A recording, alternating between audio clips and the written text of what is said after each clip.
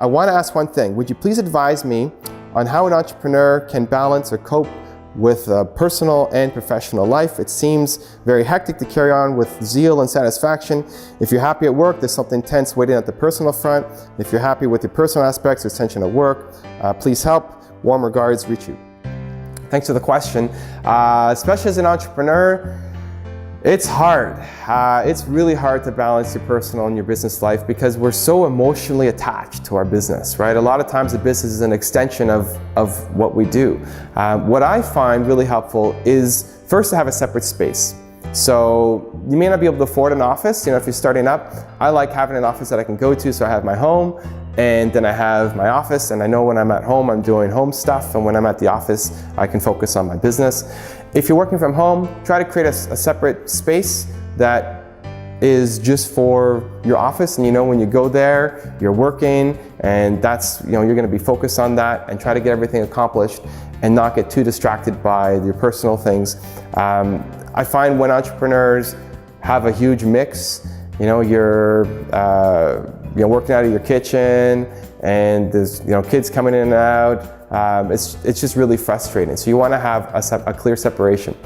The next thing I find that also helps, instead of just physical separation, is have a time separation. So I'll block off hours in my week for work. So I know I'm going to be in the office for these days and this time, and I know what I'm working on. And then just as important, I'll block off things for personal and family time. And I treat those as important as any really important business meeting. So I'll try not to book things on certain days. So like Saturdays I won't work. I won't go to conferences or trade shows or anything else, because I book that off for family time. If there's an exception, we'll talk about it and see if it's really worth it or not, but still usually won't go. And that's just a personal decision, but it helps make sure you have time to do your personal things as well as your business things. It is easy to get distracted. I find, at least for myself, if you're having family time or personal time, you come up with an idea for a business. A lot of the best ideas you get for your company is when you're relaxed and you're playing. How many great ideas you get in the shower because you're relaxed, right? When you're tense and stressed out, you're probably not going to come up with a lot of good ideas. So if you're playing with your kids, or if you're just relaxing or hanging out with friends, you'll probably get some great ideas for your business. And what I try to do then is just write it down, take some notes, send an email to myself, and then move on and be able to continue on with whatever I was doing for that day. I try not to get distracted with the phone and answering email that come in. I've set times for when I'll do emails.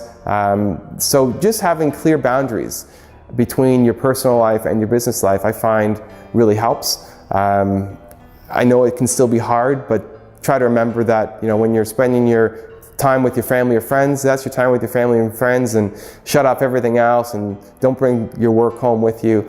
And when you do get a great idea, don't ignore it. I don't want you to lose awesome ideas for your company, but send yourself a quick email or take a note so that you can come back to it when you are focused on your work. That being said, it's still hard. You're going to work crazy hours as an entrepreneur, especially to launch it, and you do want to make sure that you still have some time for your friends and family, because otherwise you're going to burn out. And it's very common where entrepreneurs will spend crazy hours at the beginning and burn out and quit their company, and you'll have much more success by working less hours but keeping at it and doing something every day to grow your business. You'll be more successful, and you'll also be a lot happier.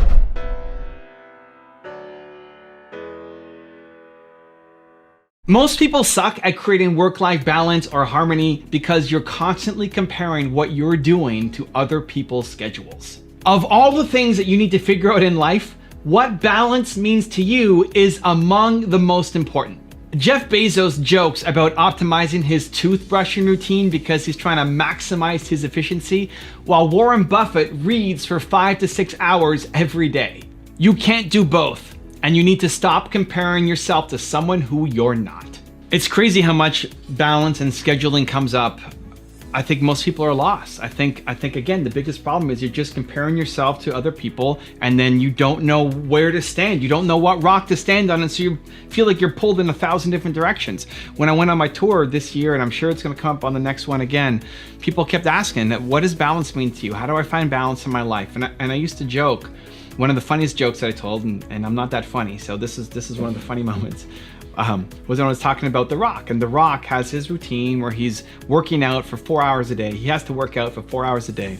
And so when he's doing his movies, he wakes up 5 hours before he has to be on set, and he'll work out for his 4 hours, and he'll do 2 times cardio and 2 times weights, and then go to his trailer, shower, and then head out to the movies. And he's only sleeping 4 to 5 hours a night when he's on set.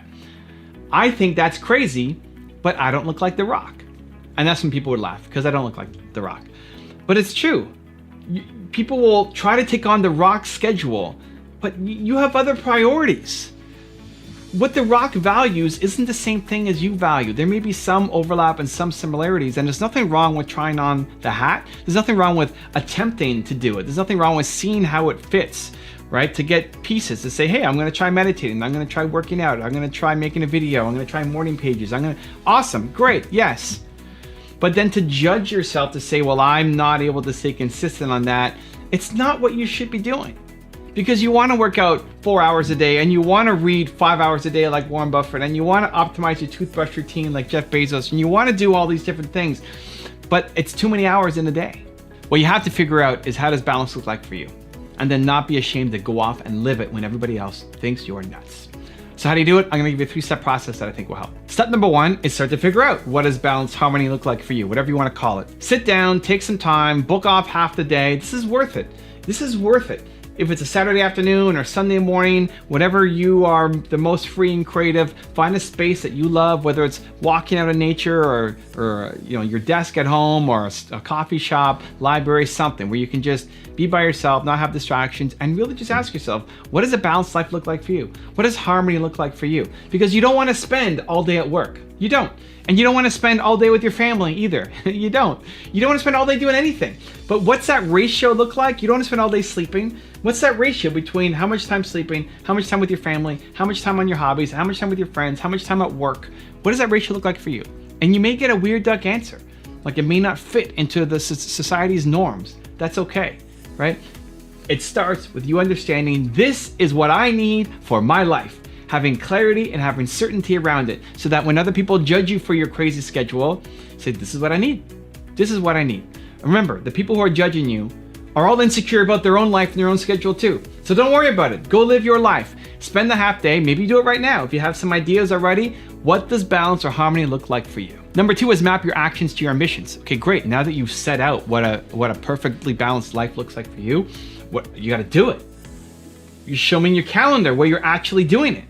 I live my life by different days. So Monday's my mentoring day, Tuesday's my YouTube day, Wednesday's my project day, Thursday's my public facing day, Friday's my CEO day, Saturday is fun day with the family, and Sunday is family admin day, Costco and shopping and groceries and laundry and all that stuff, right? And that's how most of the time I live my life. When I'm on tour, when I'm doing trips or something, speaking, then it gets a little bit more chaotic, but then it returns back to normal, because that's what balanced harmony looks like for me. That may be crazy for you. That may be crazy for you. If you look at my Thursdays, it's back to back to back meetings. I might have 10 or 15 meetings back to back to back to back to back with like 2, 3, 4 minute breaks in between. That's it, all day long, from 9 in the morning until sometimes 11 at night. I love it. It's great. And then on Wednesday, look at my calendar, it's open, nothing. White space to work on whatever I want to work on. Because if I'm doing my book, or I'm working on my course, or I'm doing some creative work, I like having the entire day wide open for me to do it. So I don't book meetings on a Wednesday. I don't talk to my team on a Wednesday. I don't make videos on a Wednesday. I do my project work on a Wednesday, right? That's what I love doing. And so that works for me. That may be the worst thing of all time for you. Awesome. But my actions map to my ambitions. If I set out, what does balance look like for me? This is it. I'm living it.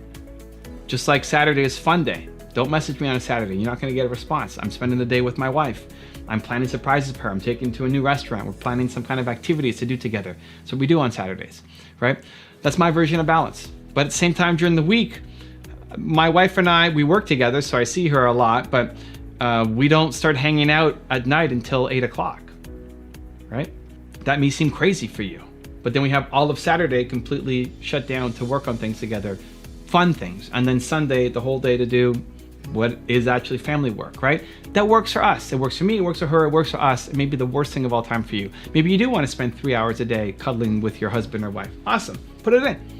I'm not judging you. Put it in, go, do it. If that's what leads you to be happy, balance, and you bring the best of you everywhere you go, then you do it. You created your version of balance. Now you need to map your actions to your ambitions and put it in your calendar and stick to it. And then step number 3 is follow the Quincy Jones rule.